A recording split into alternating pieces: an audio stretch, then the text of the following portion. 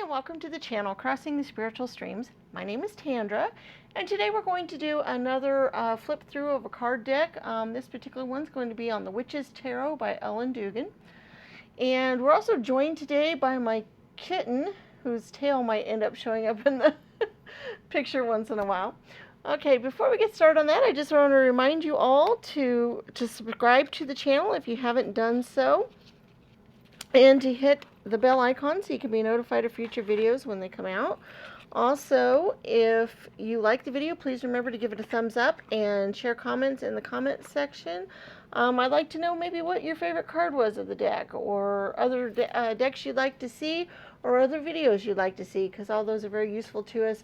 I read them all, and also it also helps YouTube know what videos to share with other people, and it helps the channel grow, and we appreciate that a lot. If you'd like to donate to the channel, there will be a link in the description to PayPal that you can do that with. So let's get started on this deck. Basically, this is the Witch's Tarot deck by Ellen Dugan, and it was illustrated by Mark Evans. And this deck has some really cool artwork in it. It comes with a book as well. When you purchase it, because the author has decided to put some extra meanings into the cards. Every card has symbols in it, extra pictures and symbols, and they all might give an extra meaning to the card or some extra ways to go with it. And so she has, done that in a booklet that she's created, 307 pages. And she's renamed a few of the cards in the traditional tarot, or at least one or two of them. And so that's kind of interesting. But really, I like the deck just for the artwork itself. And so let's just kind of go through here and see. And it is called the Witch's Tarot. And so included in the booklet is some witches rituals that you can use with the deck and that kind of thing. So it is designed to go with practicing witches and that kind of thing, but of course you can just use it as a regular tarot deck like I do. So here's the first card here, the Ace of Wands. It's beautiful with the butterfly here. I love the illustrations. I just love the colors and the other things here. As you can tell, I've been using this deck quite a bit. It is kind of a thinner deck, or at least this particular version of it is, and I've used it quite a bit, and so it's starting to chip a little bit on the sides. So that is something to keep in mind. If you're looking for an extremely high quality deck, this one may not be it, depending on which version you get. Okay, there's the Two of Wands. And we have the Three of Wands. Then there's the Four of Wands. Now, some of the cards do have witches, doing different rituals or celebrations outside, and this is one of them. So you'll see that on some of the cards. The Five of Wands, which is really cool with the dragon illustration in there. I always kind of find that interesting in my readings. Then we have the Six of Wands.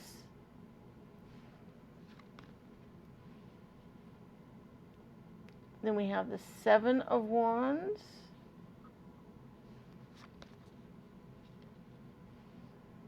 The Eight of Wands. The Nine of Wands. The Ten of Wands.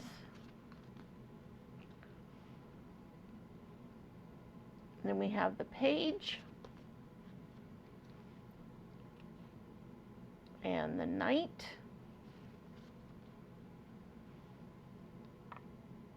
The Queen.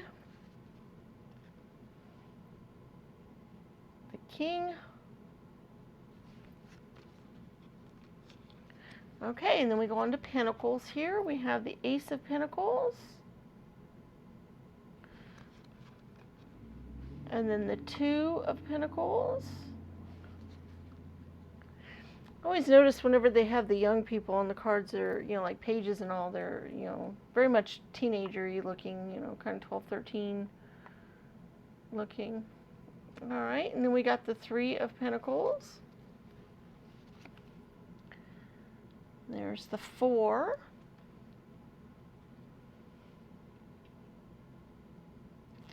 and the 5. And get it so you guys can see these straight on here. I just like the colors and the way the artwork's done. These also look very Renaissance looking, which is helpful for some readings to get to that time period or look at that time period. There's the 6 and the 7, the 8, which, you know, goes along with the witches again a little bit because, you know, it looks like she's, you know, been working on some witches spells and some other things there. Then there's the 9 and the 10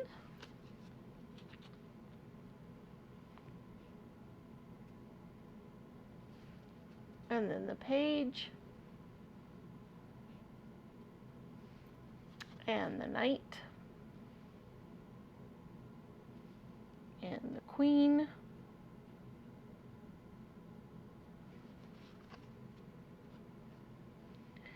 and then the king. Okay, let's move these out of the way so we can get to the cups cards. We have the Ace of Cups. I like the lilies and things underneath it. That's very pretty. The 2 of Cups, I always love this card with the cups, the sun shining off of it and all, and it looks like they're getting hand fasted together, which is very much a witch's type ceremony, so I really like that. Then the 3 of Cups, once again, you know, 3 witches out, you know, doing a ceremony. So like I said, some of the cards will definitely have the witchy theme to them. 4 of Cups. The 5 of Cups,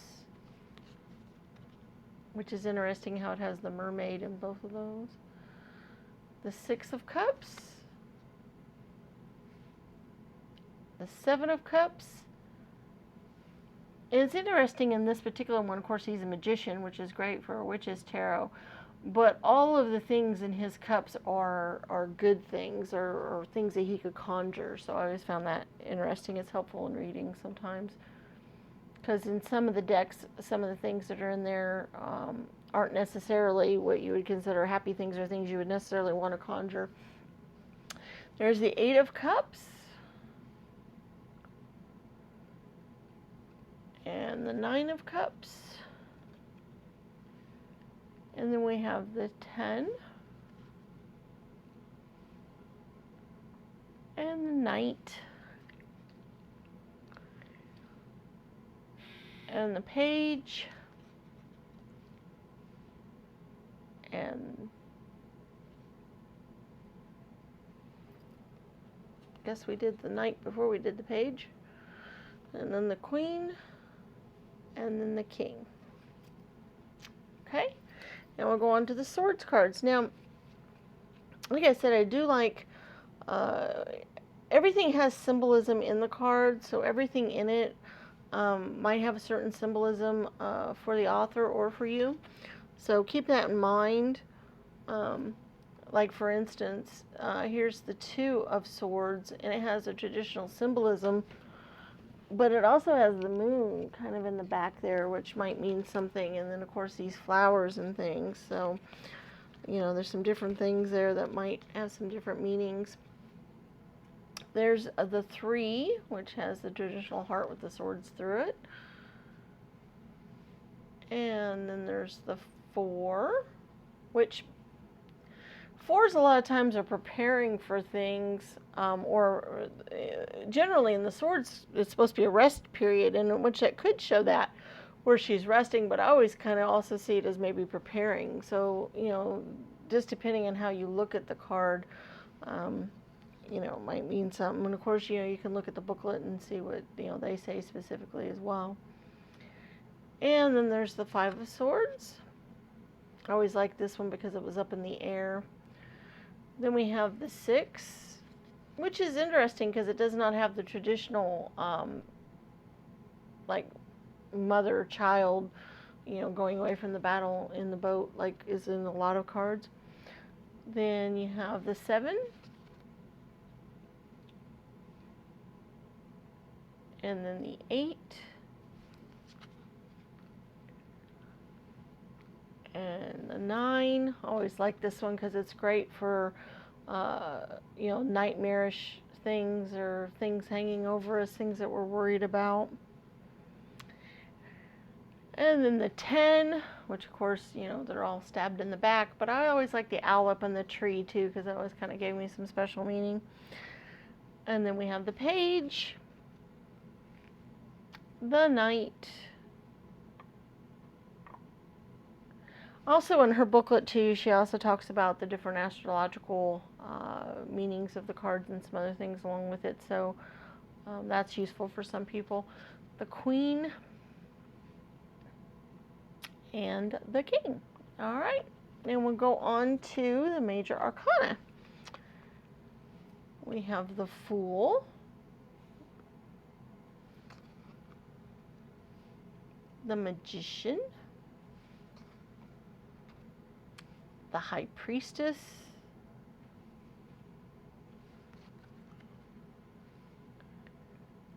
the Empress. Such a beautiful card. She's so pretty there. And then we got the Emperor.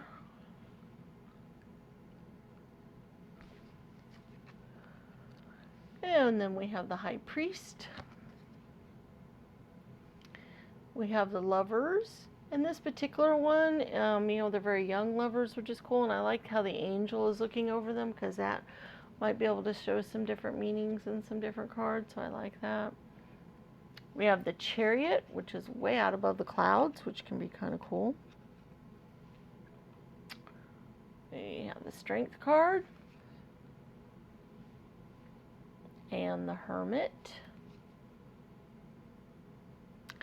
And the Wheel of the Year, rather than the Wheel of Fortune, which I think, you know, deals a lot with the changing of the seasons and changing of things more so than maybe your fortune or whatever. So once again, you might change up your meanings just slightly. And then we have Justice,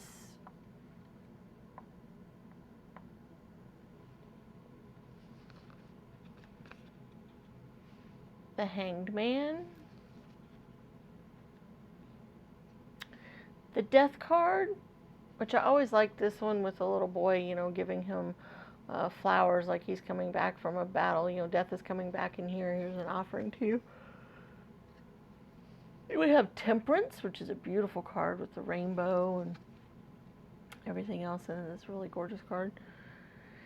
Then we have the Shadow side. So they renamed that card there a little bit.